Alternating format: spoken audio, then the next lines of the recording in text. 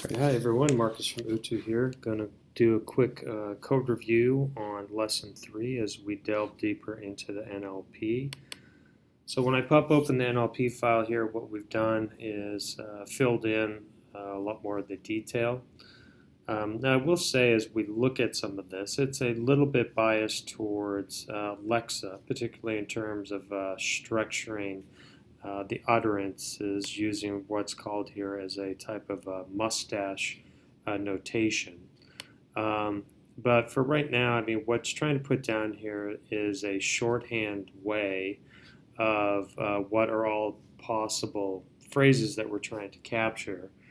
And what this would condense or expand out to is you take each of the possibilities separated by a pipe, so it could be the dash represents nothing, list, show, or show me, so 4 options, and combining that with nothing or top, so 2 options, and boards. So you could be something like list top boards, show top boards, show me boards.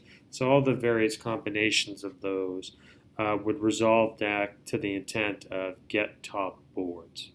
So that's kind of a simple idea of an intent where we're not trying to capture a specific value back from the user. A little more complicated one would be down here where it's injecting the idea of slots. So in this case,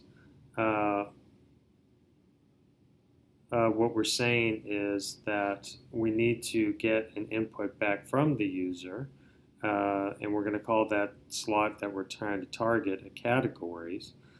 And down below, we can see the values that we're defining this variable with a specific list of values that we'd be looking to get in return: women's fashion, men's fashion, etc. So this is kind of the acceptable known range of responses that we're trying to get back from this.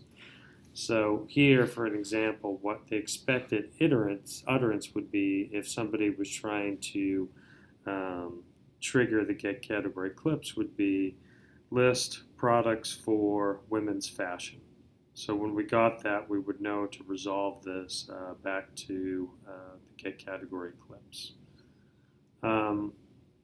Something else I've done here as well for kind of consistency when returning values back to the user is actually defining, in some cases, a response object, which in this case we know if we were to invoke the help.responses.help, we would consistently get this value wherever we applied it. Okay, all right, so that's a pretty quick overview.